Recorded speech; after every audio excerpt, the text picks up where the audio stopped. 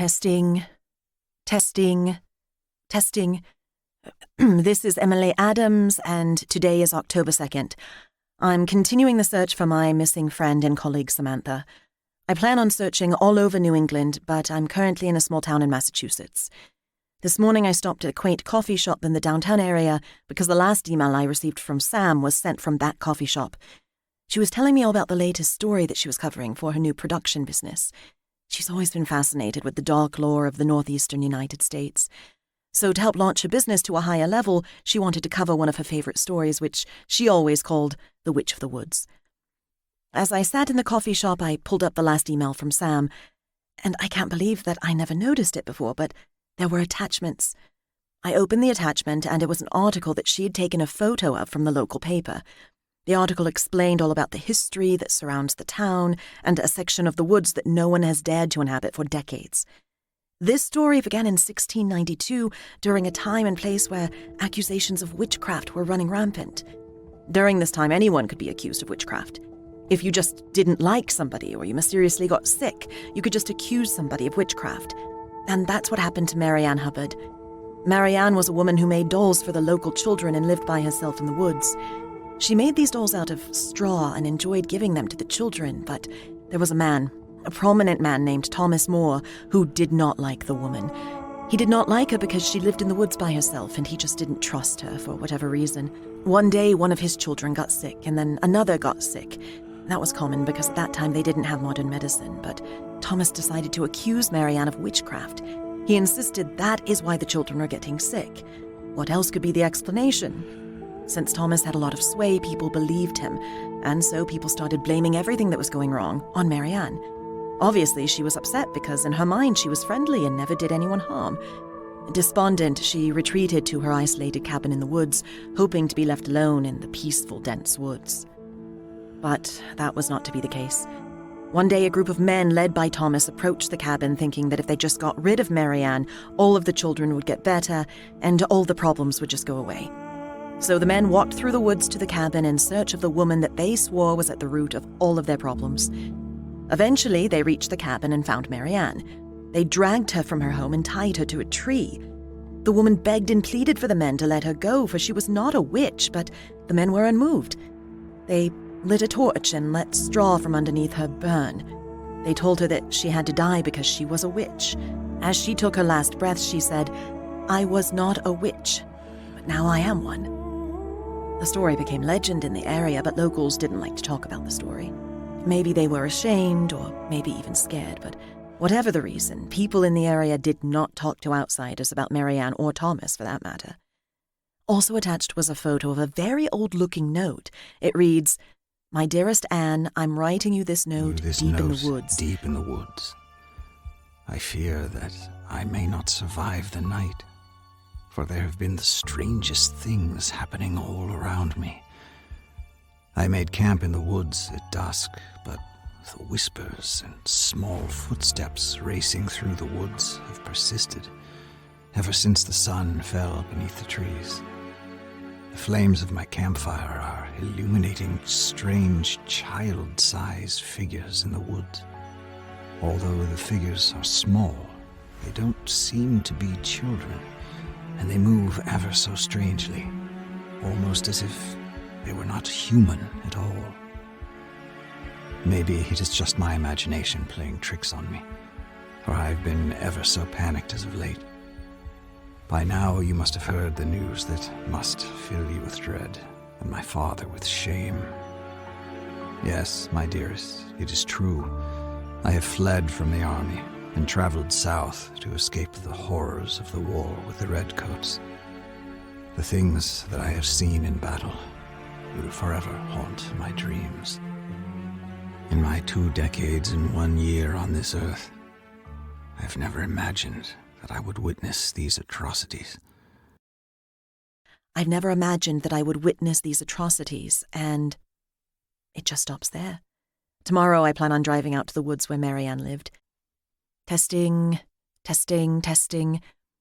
I think I'm getting close to the woods where Sam must have gone, or at least I hope so. Wow, the woods around me are dense. I've never seen anything like this. It's dusk now, so maybe I should just come back tomorrow morning. I thought I would get here quicker. Wait. What? What is that? Is that a child? No, that seems too small to be a child. It just took off into the woods. Oh, what if it is a child? Maybe I should go check it out? I can't believe I'm doing this. Hello? Anyone out there? Do you need help? Okay, I'm going to turn off the recorder for now because I'm not sure how much battery I have left. Okay, I'm recording again. I'm completely lost. Like an idiot, I walked into the woods and followed the footsteps that I heard. I kept walking and walking because the footsteps were right in front of me. Before I knew it, I was way too deep in the woods. It is almost completely dark and my cell phone battery is about dead. Not that it matters because I have 0 bars of service. What have I gotten myself into? Oh, well, there's a small clearing up ahead. Is that a tent? Yeah, it looks like a tent, and I recognize the tent. That's Sam's tent. It's been months, and it looks like this site has been abandoned for months. Is there anything here that I could use? Let's see here. Looks like a bunch of letters. Wow, there's several letters in here from what looks like multiple centuries. What was that? Sam? Sam, are you there? Stop! Stop running! I must have accidentally turned off the recorder while I was running, but I'm back. I chased the laughing and footsteps for about 10 minutes thinking that it might be Sam, but now I'm staring at a really old cabin. The door is partially open and there's what appears to be a candle lit inside. I don't know what else to do, so I'm going in. What the? Hello? Sam! Who shut that door? No. Okay, what is that on the table? Another note. And this one looks even older. Let's see what it says. If you're reading this note, then you made the unfortunate decision to trespass on my property and disturb my peace. Oh, you are not the first to make this mistake. No, and you will probably not be the last. Maybe you are a good person, or maybe you are more like those evil men that took my life. You see, all I wanted was a peaceful life in my woods, but that was not good enough for them. They came here, into my woods, into my cabin. They tied me up and burned me. With my last breath, I vowed to them that I would become what they wrongfully accused me of being.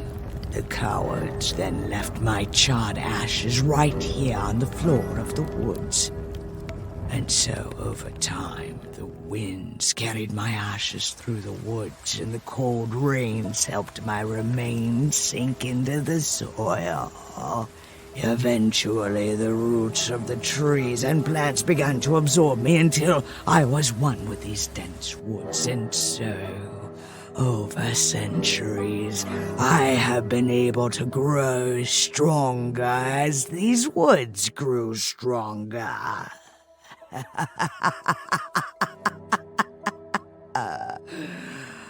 Now, back to you and your current predicament. You see, you have 2 choices. You can open the box that sits before you prior to the clock striking 12 and earn your freedom to leave these woods. In order to earn your freedom, you must possess my golden medallion. Otherwise, well, you will see soon enough. All right, I don't believe in ghosts and stuff like that, but I mean, what is happening? Someone must be messing with me. Come on, please, whoever is doing this, can you just stop now? Hello? Can you just let me out? Is this the box that the note referenced? If you hope to open the box that sits before you and escape my woods, then you will need to be clever, more so than the ones that have come before you. Or you will join them. Just stuck here in my woods. There are many of them here, though you may not be able to see them. They are watching, Oh, yes, they are probably watching you as I speak. Let's see. Oh, there's James, Jimmy, Delilah. Ah, yes, Delilah. She's one of my favorites. I still remember when she first joined me here, standing right where you are standing. She was so full of life when I first met her. But as the clock ticked and time was running out for her, she just seemed to give up and resigned herself to her fate. Oh, she just stood frozen, clutching that note from her boss. To calm her nerves, she just began to read that note over and over and over and over. I guess the repetition just took her mind off the tick-tock, tick-tock, tick-tock of the clock. And so she just read aloud. Dear Bruno, please make delivery on March 22nd, 1922 to my business. My employee Delilah will meet you with the money. Start X. East to Sampson Road. South on Sampson Road. West on Main. East on Roman to Roman. Square blue dot. Continue south on Roman Street. East at Next Street. That's where you'll find us. Sadly, time ran out for Delilah. At least the way you conceive of time. Oh, and there was Jimmy. I remember when I met him as well. Although he clearly didn't have experience being in the woods, he was determined to escape whatever trouble awaited him back home. So he tried to make this his new home. Oh, I remember watching him on the eve of his fateful night in my cabin. He was huddled by a fire in the woods outside my cabin, writing a note to his wife. He was so full of hope that night. Oh, if you don't believe me, just listen to what he wrote.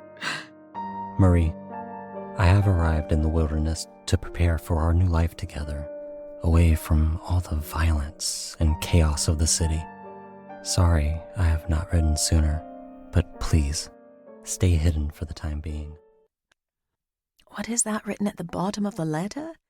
Is that blood? Gross. It says, "What is he?" What is he? Okay, as I was reading that letter, I noticed some odd-looking symbols drawn into 3 different paragraphs. I think these are some kind of mystic symbols, but I'm not really into that type of thing, so I'll just have to describe what they look like because I don't know what each symbol is. First, I see what looks like a circle with a plus sign on the top of it. Then I see what looks like the number 4, but the top left portion of the 4 almost swoops in and then out. Finally, I see what looks like a stick person with a semicircle on its head. Yeah, that's the best I can describe the symbols, but I have no idea what they have to do with anything. Before he fell asleep that night, he kept muttering to himself, "I am not what they think I am. I am not what they think I am. I am not what they think I am." What was he? Well, you need to figure that out for yourself. If you do, then you may get one step closer to your freedom. And how could I forget one of my most recent visitors, Sam? Out of all my guests, I really thought she might be the one that escaped. Oh, clever that one, but not quite clever enough sadly. She was minutes away from escaping, but the clock reached midnight and she ran out of time. Speaking of time, you are running out of it. So I will leave you with this one last reading from Sam's diary. Today is a bittersweet day for me. On the one hand, I'm filled with joy that I'm lucky enough to travel the world documenting some of the most fascinating stories from my own production company. The story that I'm documenting now about the lore of the Witch in the Woods has brought me deep into the woods of New England. As I hiked into the woods this afternoon, sun just drained my energy. I'm so exhausted. I'm camping in these woods tonight for the first time. It's crazy. I hear the crickets chirping and the owls hooing and the strange sound of childlike laughter in the distance. I'm sure the laughing can be explained. Maybe it's just coyotes in the distance, right? I mean, I remember seeing a video one time where you could actually hear coyotes laughing in the distance. Creepy. And what keeps running around my camp? It's probably just nocturnal rodents. Anyways, as I stare up at the stars in the clear night sky, I think about my father, who passed away about 8 months ago, which fills me with sadness. Thus the bitter part of my mood. He was my biggest supporter, and he also taught me everything I know about astronomy and black holes, Saturn's rings, and so much more. He always fed my curiosity and told me to keep exploring what else is out there.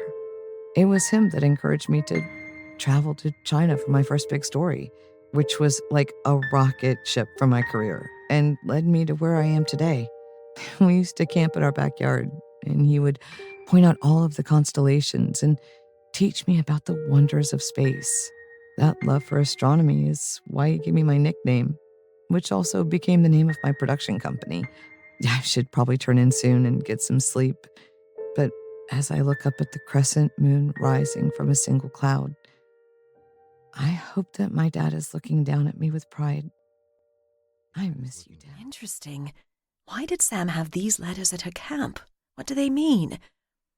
Okay, I see nothing else in this cabin. Nothing. Other than this stupid old box. What time is it? So apparently I have until midnight. What do I do until then? I guess try to open this box? Maybe whoever's messing with me will let me out if I just figure out how to open it. Okay, I must be low on batteries by now because I've been recording forever. I'm going to stop this recording and hide this recorder and tape somewhere just in case. Just in case of what? I don't know. I think I'm losing it. Anyways, this concluded the recording. Hopefully I'll be out of this cabin soon. Bye for now.